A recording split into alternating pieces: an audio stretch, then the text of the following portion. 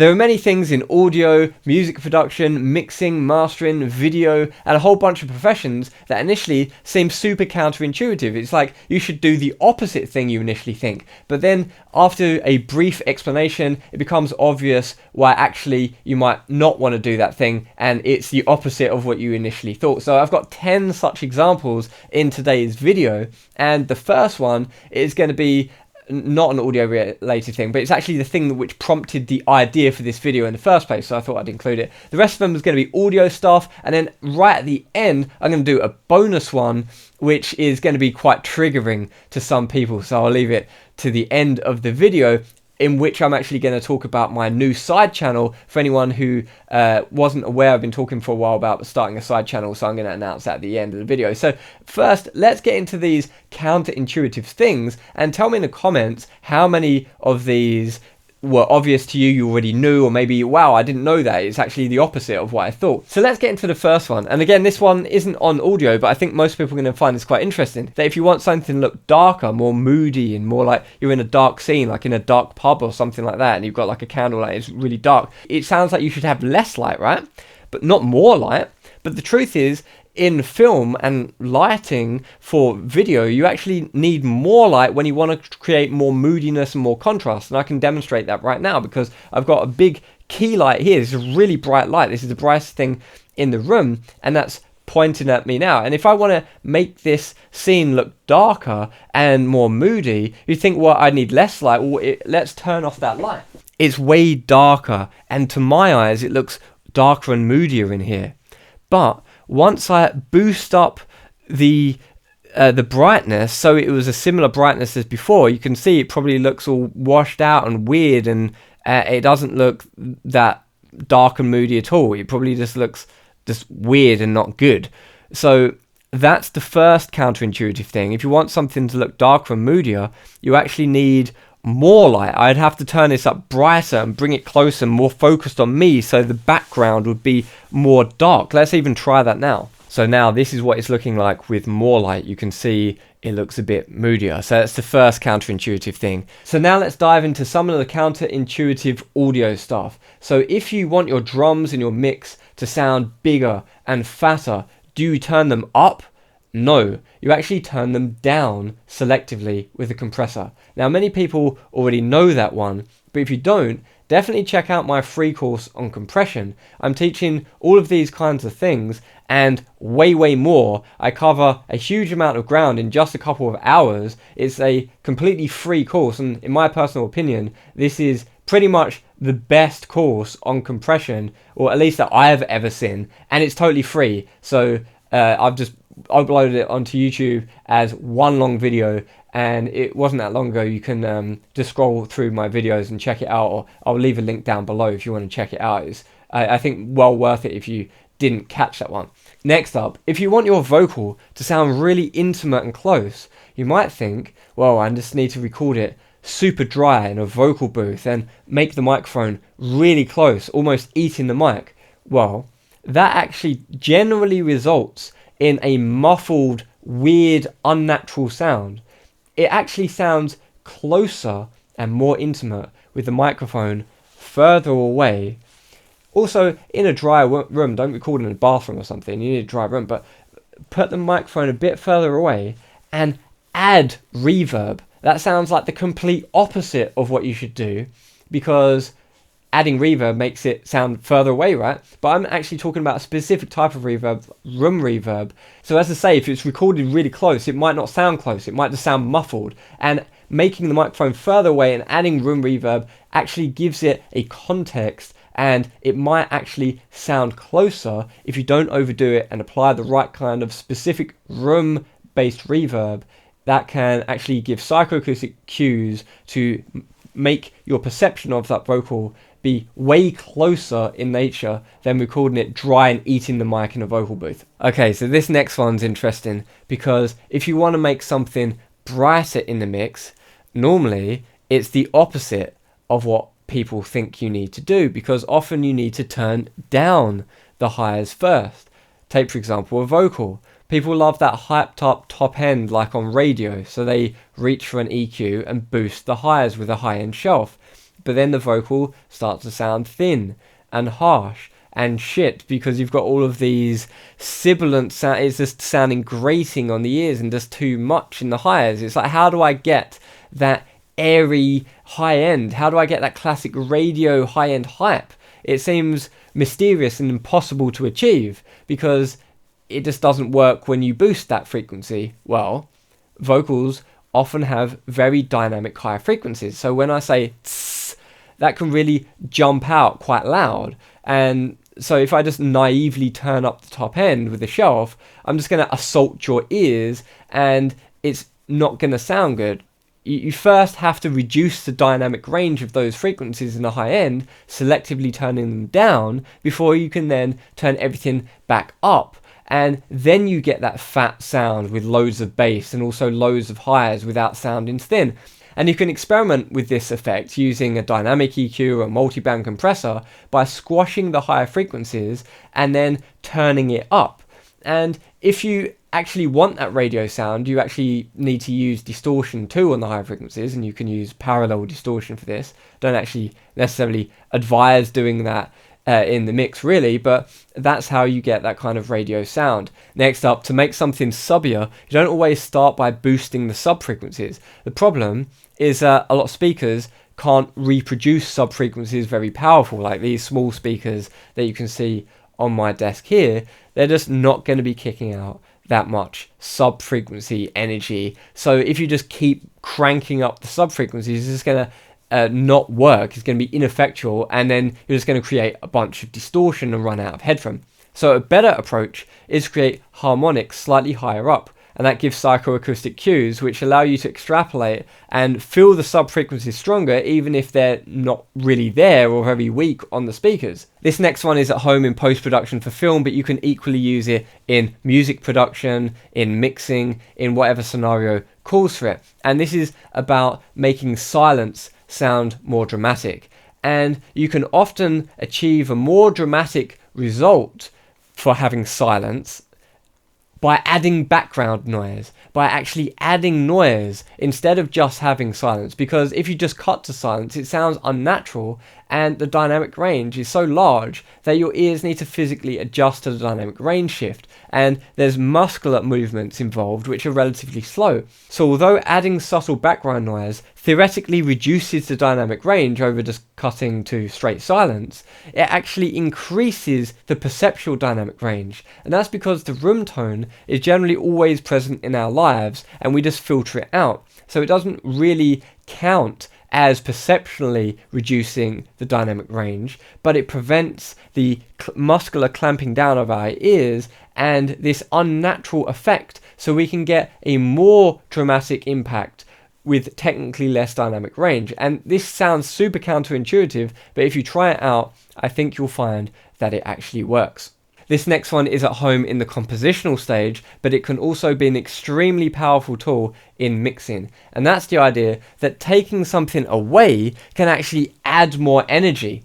One of my favorite examples of what I'm about to talk about is the Deftones track Royal from the album Diamond Eyes. And I can't play the song here because I'm going to get a copyright strike, but if you're interested in hearing one of the best examples of this effect that I've ever heard, listen to the song Royal by the Deftones. After the 3-minute mark, after Chino's epic scream, there's a sustained keyboard layer, and they're just repeating the riff, and there's this keyboard layer going on, and there's a drum fill, and then they just start playing the same riff again, exactly the same as before, but it's way more intense, and it gets heavier, and it gets darker, and it gets more massive. And the only thing that they've actually done compositionally is take away that keyboard layer. And I've done this a lot in my own music, in my album Vicarious Memories. That was a collaboration with another artist. We did that on a couple of tracks, and I've heard it in plenty of other places, like you can hear it all over Portishead Third. Probably the most obvious example on that album is the song We Carry On. The next one is a classic mixing pitfall. So this is when something in the mix sounds buried and it doesn't sound present enough. You want to hear it more, but it feels technically like it's at the right level. Turning it up is the wrong choice. You don't just want to turn the fader up in that case. This happens in many different scenarios, and you can actually turn it down slightly. The actual problem is not level. The solution, therefore, is not turning it up. The problem is competition. And what I mean by that is that there's some other element or elements in the same range of frequencies in the mix that are competing with that sound, and it's kind of masking that sound a bit, and so it's detracting from it, so it's less close and prominent, and you can hear it less, although it's technically loud enough already in the mix. And so that's something that could be compositional. It could be a technical thing. If it's a compositional thing, then the solution could just be rewriting the part so that the part that you want to hear more comes through with more impact. So you take some other stuff down or away, or sparse out the notes, something like this. Whereas a mixing solution could involve, let's say, panning some sounds in different places instead of them being all on top of each other. Or maybe you could thin out the frequency in the sound slightly, or maybe you could use side chaining to turn down that frequency when the other element came in. A real classic example of that is, of course, a kick drum and bass line, where you put a compressor on the bass line and use the kick drum as a sidechain source to smash down the bass line when the kick drum plays, because the kick drum is just transient, whereas the bass line is more sustained. So you can use the kick drum as the preferential thing there in the mix, so that you can hear more of both of them in the mix without them competing as much for space. And if you want to know more examples like that, more creative usage of compression, sidechain compression, definitely, again, check out my free compression course. I go into all sorts of stuff like that, and it's up on my channel for free, so check it out if you've not seen that.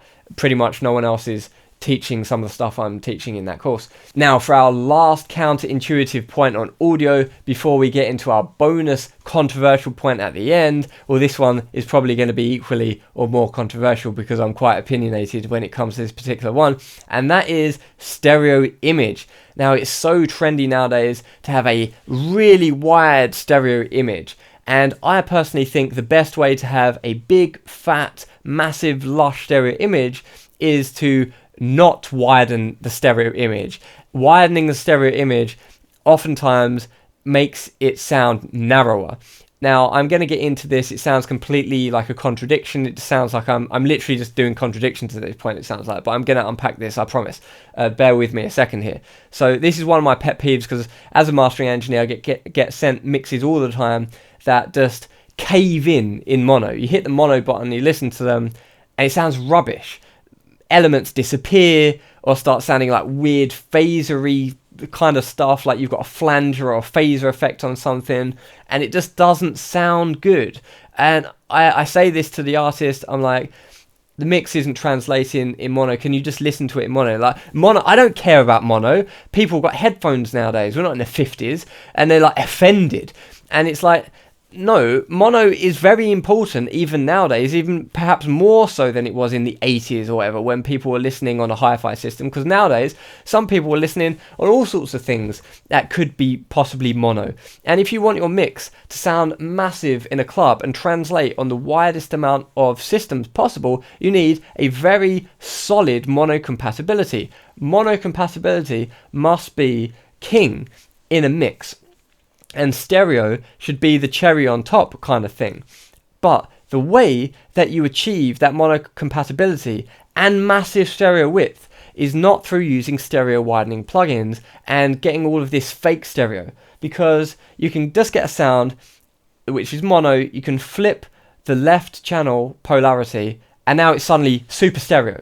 But it's a weird stereo. It sounds like your ears have popped when you're going up in an aeroplane, or you've gone through a tunnel in a train or something, or there's some pressure change or some weirdness in it, or like some fakeness, some weird psychoacoustic thing that sounds weird and fake and doesn't sound good.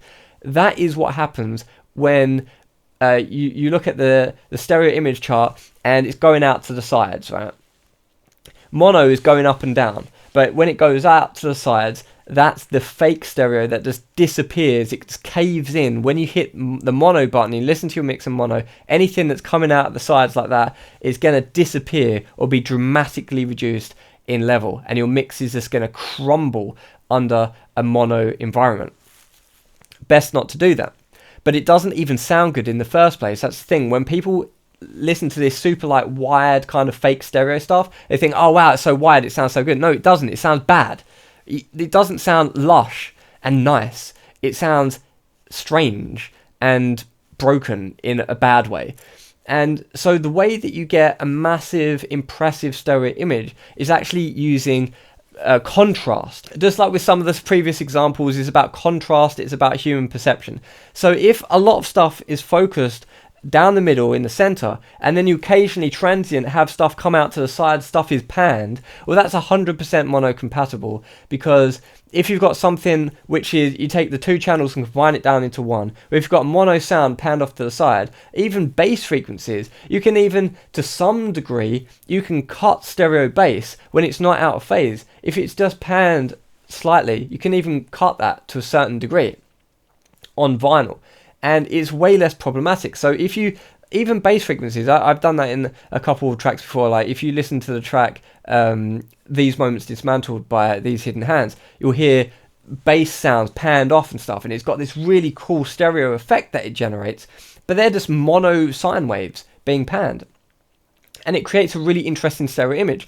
So it's not just the fact that if you default to a skinny, narrow mono center and then transiently pan stuff off to the sides, it's not just that, but also if you're here and then you go there, now it's big because it's gone bigger, right? There's contrast there. You've heard you were here and now you're here. It's really lifted, and now it comes back down, and then there's contrast, and then like when you create this difference, this contrast, this movement of the stereo image, now you're really getting an effect. You can really hear it's getting massive and now it's shrinking down, and you're hearing that movement, you're hearing that dynamics in the stereo image, in the perception of the stereo image.